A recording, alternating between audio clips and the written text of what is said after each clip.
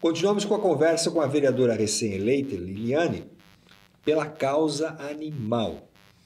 Hoje em dia, nós temos dois momentos. Como você mesmo falou, a alegria de ter um animal novo em casa para a criança, para o velhinho, enfim.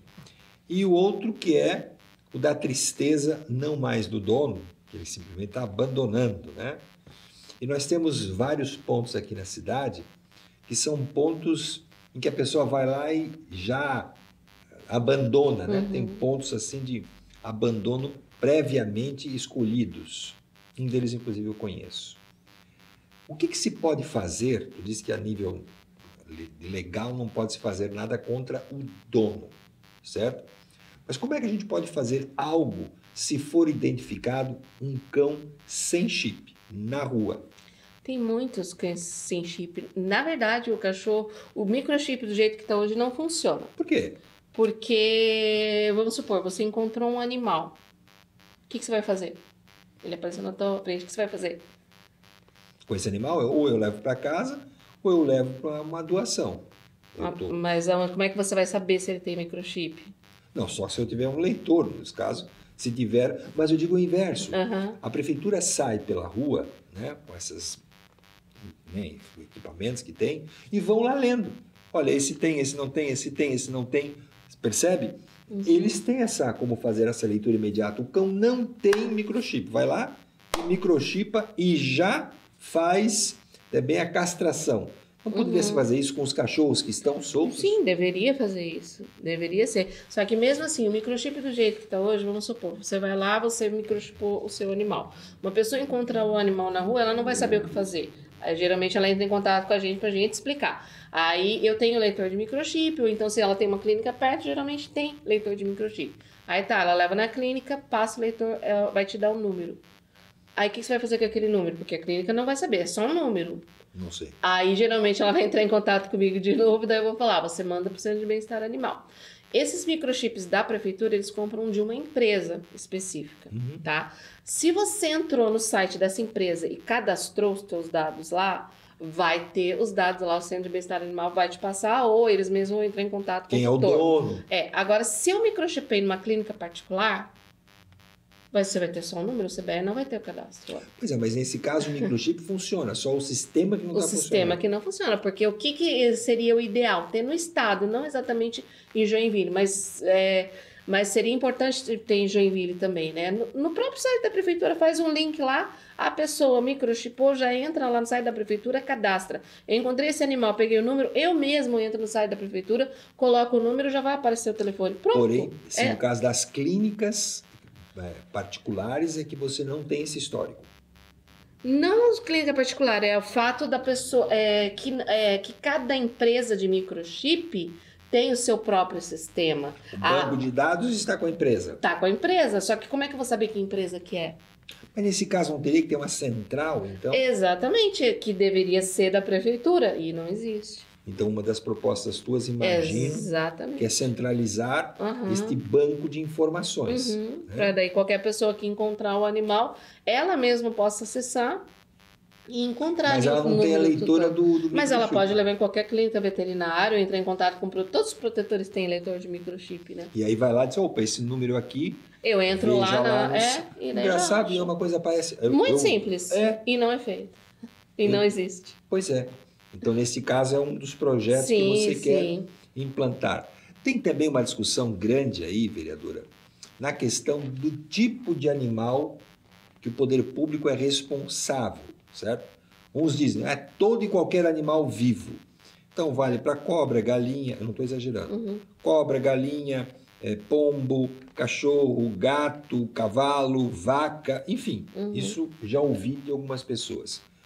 E outros dizem não, tem animais que, por exemplo, você não precisa ter um acolhimento do poder público, não é?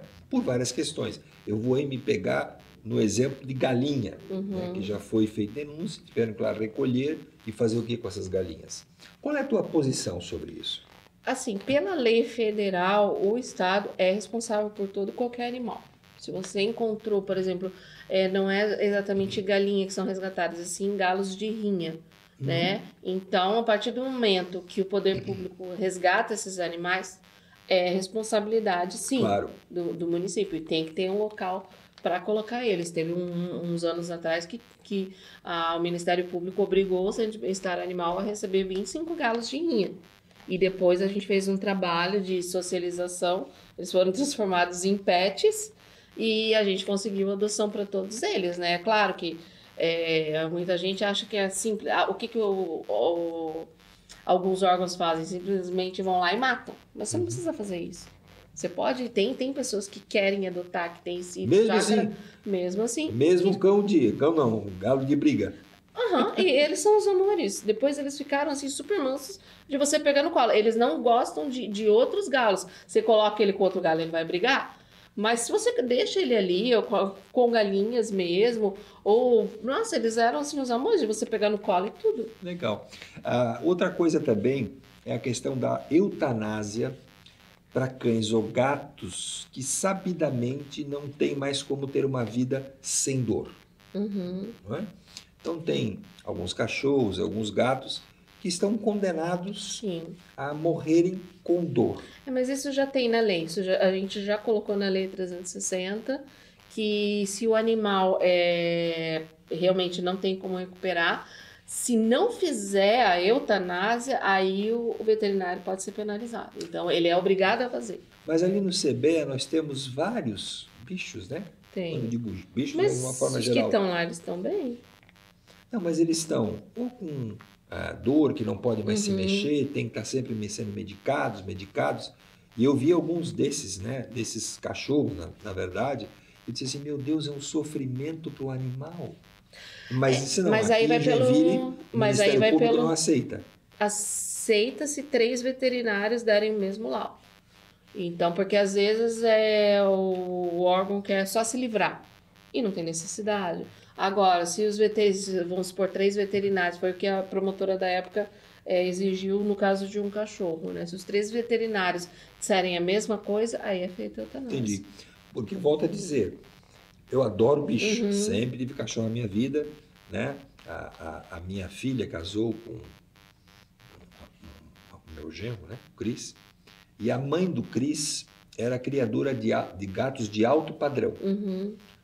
Grandes feiras, enfim, né? Então ela tinha isso, não deixava reproduzir, porque o gato que ela tinha o valor pela exclusividade. Exatamente, que é o que todos os criadores deveriam ter, mas não... Isso. Você não consegue enfiar isso na cabeça deles. Não.